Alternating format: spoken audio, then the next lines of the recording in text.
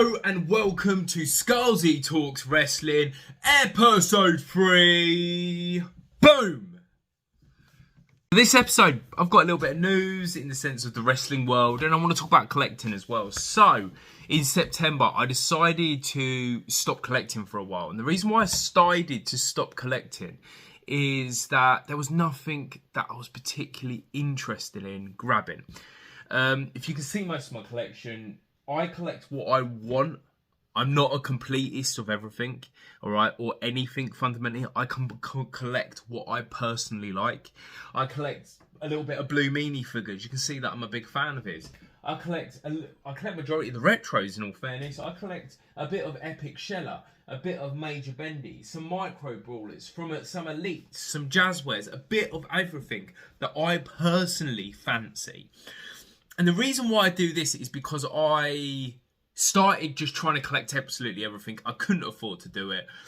And I needed to take a step back, right?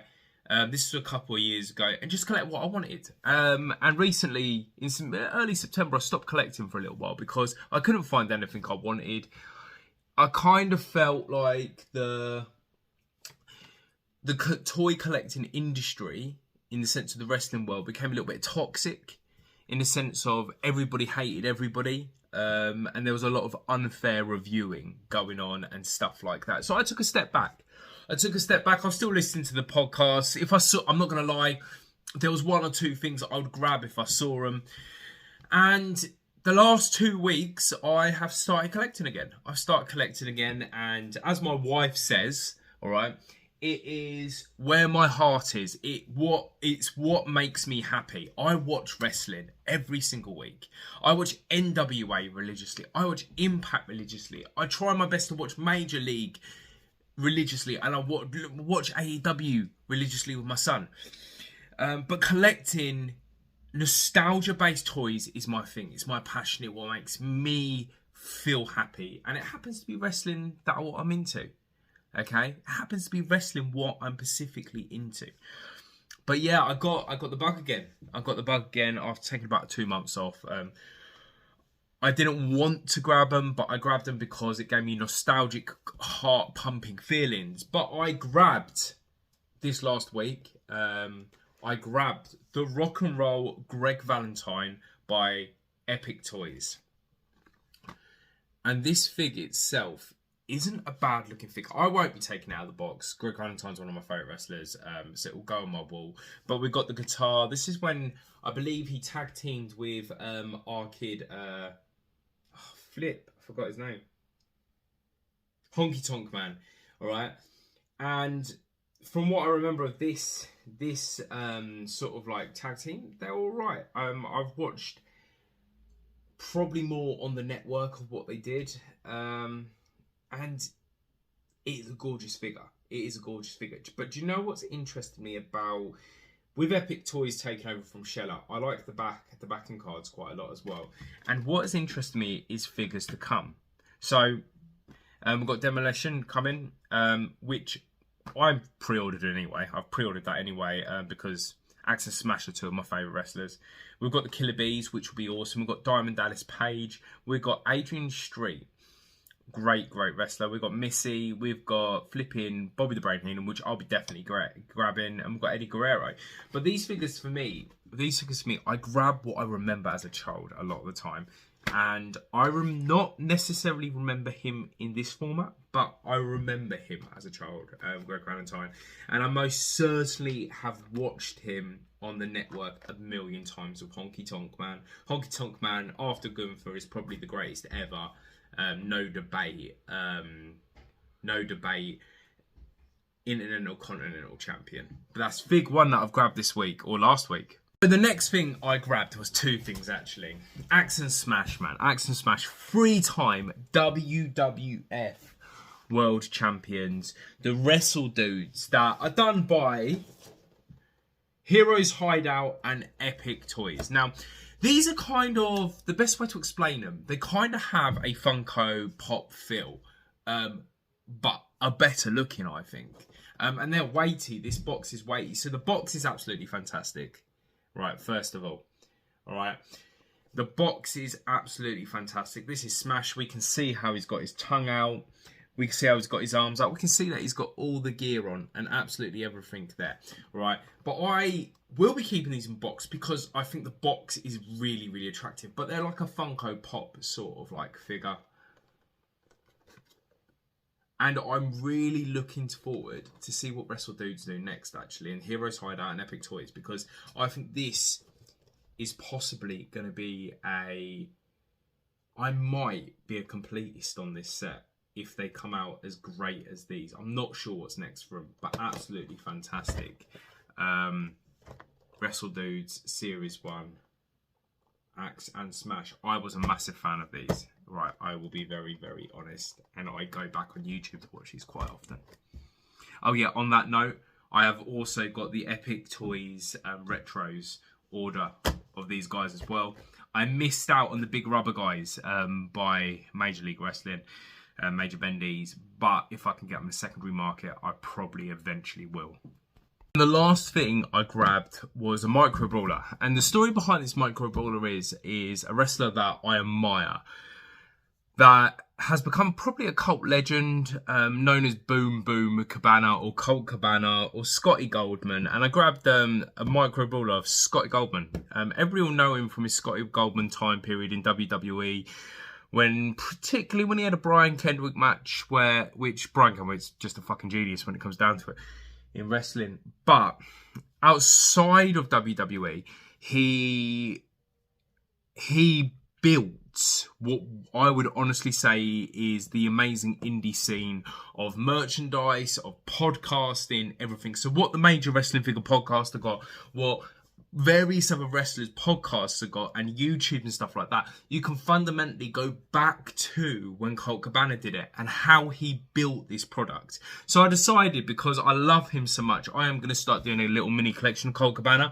So I've currently got an order, his normal micro brawler. I have got a signed trading card. I am going to grab both his Major Bendies, even though I think they're identical, and I will grab his figure collections figure. So I have also been catching up on the 3 points of articulation podcast interviews. I caught up with listening to the Sal one from Rush Collectibles, and I caught up with the Knick one from Major Bendies. And the Sal one was one that I was really, really interested in, to be fair, because Sal has had a bit of hard luck, I think, in a lot of ways. He wanted to start this great little retro sort of like wrestling promotion product.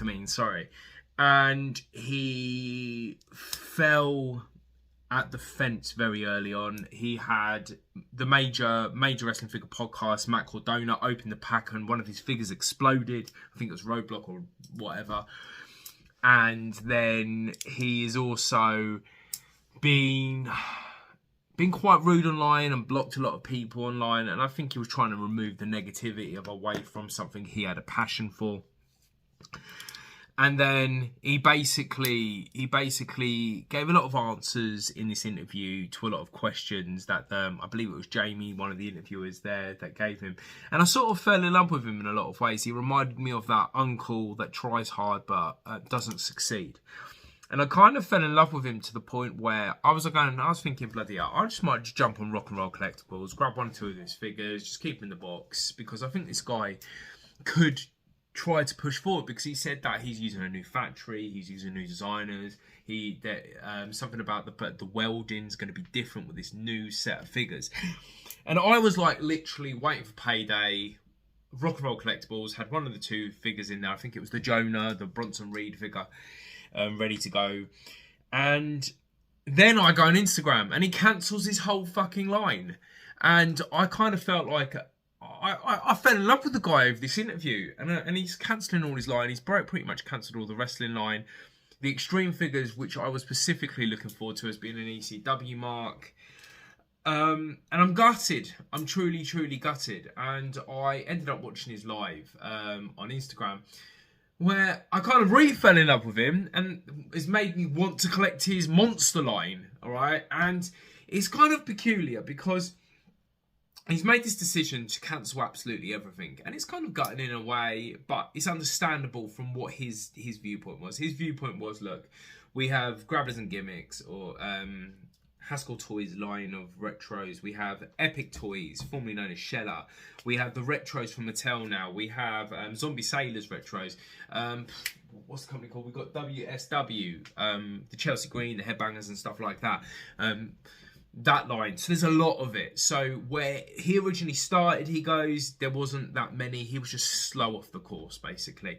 And there's so many of these companies producing so many similar action figures.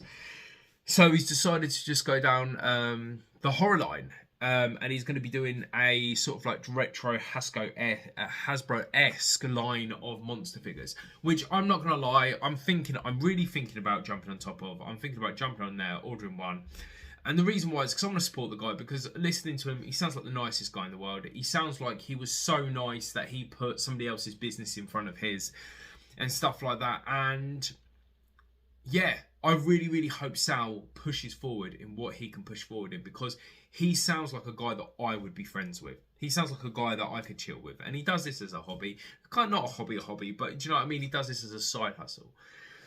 But yeah, after listening to that, kind of fell in love with him, kind of got disappointed in him, watched his live, understood his reasons why it was. And I think the wrestling community, all right, figure community, has got to stop being a bit of a fucking cunt, really. Sorry for my French, arseholes about this, because he is investing his time, his money, and so, yes, he has taken pre-order money, all right, but he wants this to the best for the wrestling community, and that's kind of what I got off him. But it's a shame that he's cancelled it. It's a shame that he's cancelled this line. But listen, he's got a monster line, Rock and Roll Collectibles, definitely worth having a look at. Definitely worth having a look at. Last bit of wrestling kind of news. We talked a lot about toys here, but I wanted to. This is a good bit of wrestling moves. This is solid. So it looks like Ali, or AKA the Bunny, has mutually decided to leave AEW. Didn't get offered a contract or sign a contract, or just wanted to leave and suddenly left AEW, joined OnlyFans. That's kind of how a lot of people are promoting this. I personally think from a Impact fan's perspective, right, that I believe 2-3 times since she won that Impact title. 2 times I believe that she won the TNA or Impact title or whatever, and she had a good relationship with Rosemary, Courtney Rush, as we all know her as, in that sense, what she's doing at the minute. All right, I think she was wasted at AEW in a lot of ways. I think they didn't know what to do with her, and I think that's part of the problem with AEW in a whole. They don't know what to do with a lot of their talent because they've got so many of them, and she kind of got put aside. And she had this little bit with Kip Sapien, didn't she, and Penelope Ford recently, but nothing really. But the thing about it is, us Impact fans, us like wrestling fans that love Impact, the product, know how good she is. All right.